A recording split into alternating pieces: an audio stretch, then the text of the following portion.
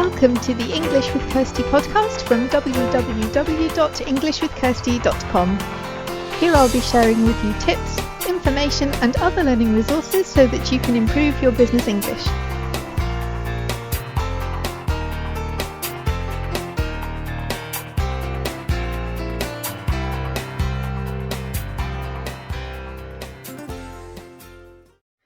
Hi everyone and welcome to the English with Kirsty podcast, and today it's episode 150. So if you want to have a look at the show notes page for today or the blog post that goes with this episode, you can go to englishwithkirsty.com/podcast/episode 150. And also you can leave me any comments there if there's anything that you would like to say about the podcast or anything that you would like to have me talking about next year. So if you've got an idea for something that you want to have a podcast episode on in 2019, then let me know. Use the comment form on that page, or you can email podcast@englishwithkirsty.com. That will reach me as well. And yeah, I hope that you have found the podcast this year helpful, that they've been useful, that you've been able to learn from them. And I look forward to creating some more in the coming year, because at the moment everybody is really winding down in the UK for the Christmas holiday, the New Year. Most people have some time off. I have a week off, some people have a bit more, and it's just a time when people are trying to get things done, because tomorrow is the last Friday before Christmas. I guess a lot of people are working tomorrow. I'm not, I have the day off, but after that most people are going to have some time away from work or any studies that they're doing, and it's going to be a relaxing time for a lot of people because Christmas is coming, and everybody's getting ready to spend time with their families, making the last minute preparations, cooking, cleaning, visitors are coming, wrapping presents, getting the last minute shopping done. So it's quite a busy time, and when you have a time like this, a lot of other things that you do normally just get pushed aside, don't happen because you've got so many other things to do. And often for people who are learning a language, this is a time when the language takes a bit of a break, or you don't have so much time for it because you're just so busy with other stuff. But I wanted to produce an episode today with a couple of ideas of things that you can do over the Christmas and New Year break to work on your English if you want to. Some people don't want to, that's absolutely fine. But if you do want to, then here are some ideas, especially some kind of festive ideas. If you want to do something kind of Christmassy but still English related, there are some ways that you can tie the two things in together. And if you're not learning English, if English is your native language, then none of these are specific to English. So if you're learning another language, you can apply all these tips to that language as well. So the first thing you can do is Christmas films. There are so many, whether you subscribe to something like Netflix or just look at what's on the TV. There are a lot of Christmas films at the moment.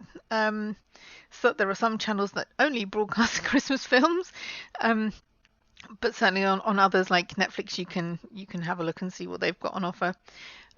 It's not really something that I like to do, so I don't have many suggestions for you, but there are still so many. If you Google something like Christmas films, you will just find lists and lists of them.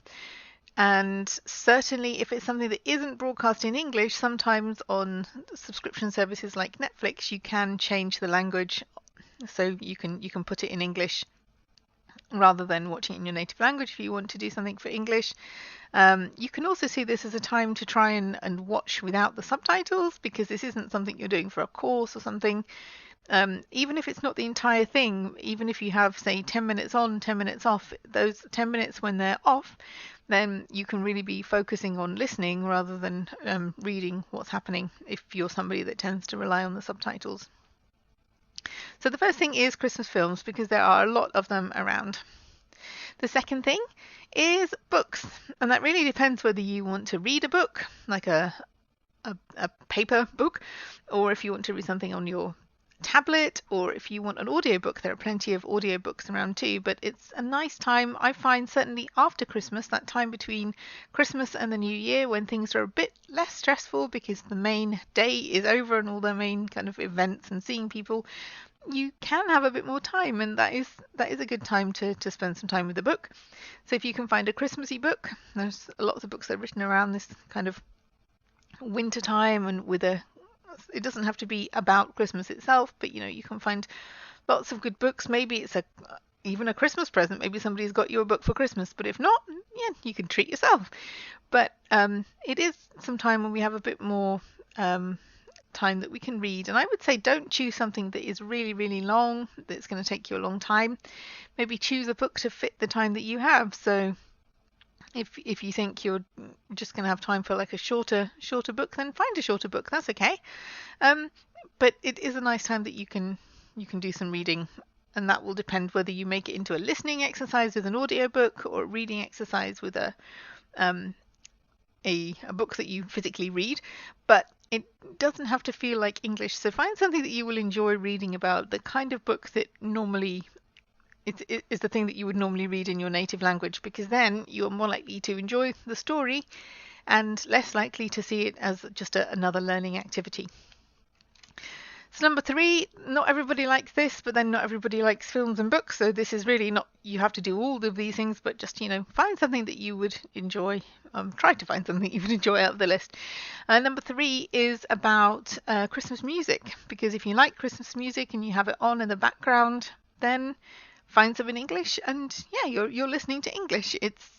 There's a lot of Christmas songs around, whether you like the more traditional ones or the newer ones, or if your favorite artist has done something Christmassy, it's worth looking, because there are playlists on, if you've got something like Amazon Prime or Spotify, you can find playlists that other people have made. You can make your own if you like, but it's a time when all this Christmas music comes out again, and if that's something you enjoy, then yeah, you're still practicing listening to English if you've got this playing in the background. Number 4 is something called Blogmas and Vlogmas. They've been becoming more popular recently. I am doing Vlogmas at the moment. No, I'm not. I'm doing bloggers at the moment. Basically, Vlogmas is for people with blogs, and Vlogmas is for people on YouTube. So I'm not doing that, but I do have a blog, a personal one, so it's not part of the English with Kirsty brand, but it's called Unseen Beauty, so there's a dash between, unseen-beauty.com, and on there at the moment I'm doing 24 days of Christmas and winter content. So some of it is about Christmas, some of it is about customs, other things are about looking after yourself in the winter, about animals, there's different things. But so if you want to go and check those out, I will also add the link to the show notes page. But I'm not the only one doing it. There are loads of people doing this, and this is quite good if you're a language learner, because they're shorter articles. So these blog posts that people write are generally shorter. Mine tend to be a bit longer than some. They're usually around, 700 to 1,000 words, but some people make them a lot shorter. And if you haven't got time to read a book, for example, you might find time to read an article. So it's all kind of seasonal content. And there are lots of people, if you just do a search for Vlogmas, you will find lots and lots of blogs. Similarly with Vlogmas, they are good because they are on YouTube. They are generally really good for listening to unrehearsed speech, because if you listen to something like the news or a documentary or even films, that they are people following a script a lot of the time. So if you listen to something like this, like personal vlogs, then it's spontaneous speech. It's people who may not always make sense, people who start sentences and don't think about what they're going to say next, so they may change their mind, they may repeat themselves, they may use more colloquial language. That if you want to learn that kind of thing, it's good for listening to just general unrehearsed speech. So if that's something you want to do and have a look at some Christmas content, then Vlogmas might be the thing for you. So like Blogmas, but with a V, because it's video. So the next thing is, don't take a massive break, because sometimes it's really hard to get back into the swing of learning a language if you just take a complete break. And I know some people need to do that. They just need some time out. So if you want to, then there are like things like I'm suggesting today that you can do, or you can maybe have a look at your vocabulary if you have a few spare minutes. But if you do decide that you want to have a complete break from everything to do with language learning, that's fine. But try to think about when you want to start again. And know that in advance, because that helps, because otherwise it gets pushed to forward, and you never really get round to it again. So if you're going to take a break, then that's cool. But say, okay, on the 3rd of January or something like that, I'm going to start learning again, or I'm going to start looking at my vocabulary again, or listening to podcasts, or I don't know, whatever you do. And it's a bit easier if you are doing a course, for example, because you start learning again when the course starts again. That decision is taken out of your hands. But I know a lot of people who listen to this podcast are learning on their own, or learning with a teacher, but also doing some work on their own.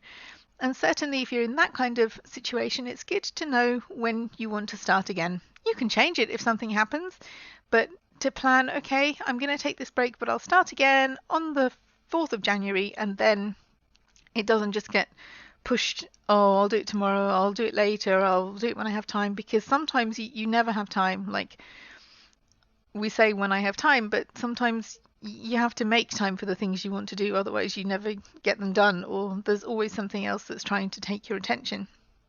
So just being mindful about your intentions when you want to start again can really help to get you back on track.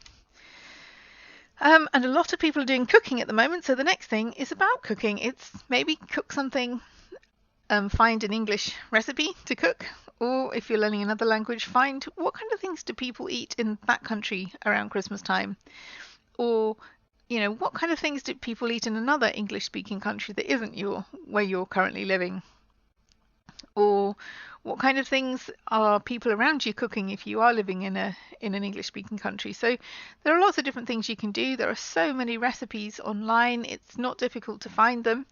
And sometimes it's just a bit of fun. If you enjoy being in the kitchen and cooking things, then it's interesting to try something else out, something from a different tradition that you don't know, or maybe something that you do know but you just haven't cooked before. And if you cook in another language, then it's something practical. You have an end result. It's not just, oh, I'm going to sit and learn vocabulary for half an hour. Doing that means, like, if you translate the recipe, if you understand the recipe, you don't have to translate the whole thing, but you do need to understand what you have to do. If you do that and then you make something, you have an end result. You can share it with your friends, or you can enjoy it, hopefully, if it comes out well, and it's something you would like. But yeah, it's something tangible that you have after the English learning exercise.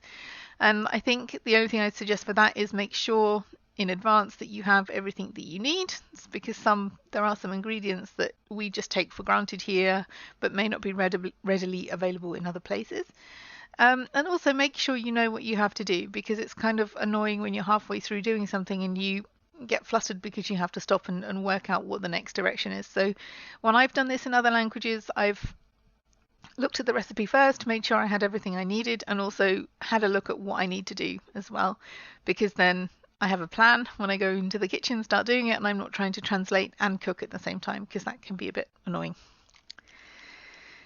The next thing, number 6, is to find out what other people do, because it's really interesting. I find I work with people from different countries and cultures, and of course not everybody will celebrate Christmas, but I don't think you have to celebrate to enjoy learning about other people. I find out about lots of different special days or festivals, because my students are, as I said, from different countries. They follow different religions, and it's really interesting to find out what they do. So if you think that's interesting as well, then you can find out what people do in other parts of the world. I published a couple of articles a couple of years ago on this, what people from the UK think about celebrating Christmas in other countries, and what people from other European countries think about celebrating Christmas in the UK. So if you haven't seen those and wanted to read those, they will also be linked from the show notes page, which is englishwithkirsty.com/podcast/episode 150.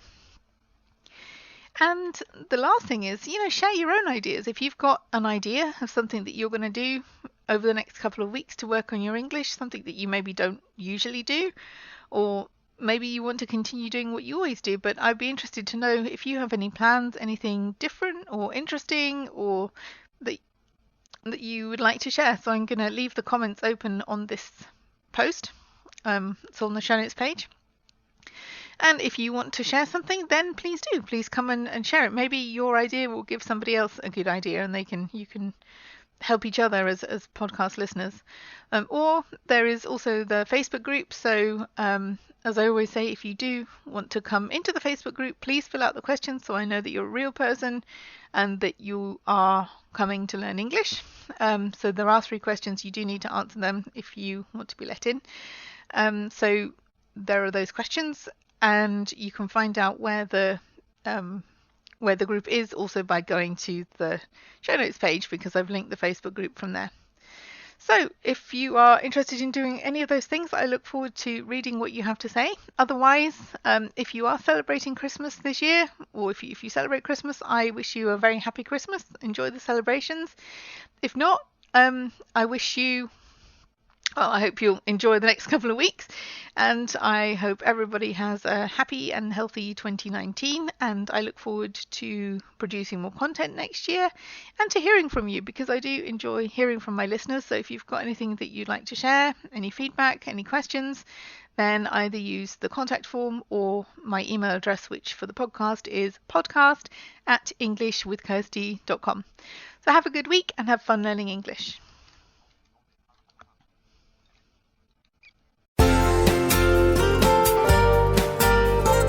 I hope you enjoyed this episode of the English with Kirsty podcast. If you have any questions or comments, my email address is kirsty@englishwithkirsty.com, or you can go to www.englishwithkirsty.com/podcast, where you'll find information about the individual episodes.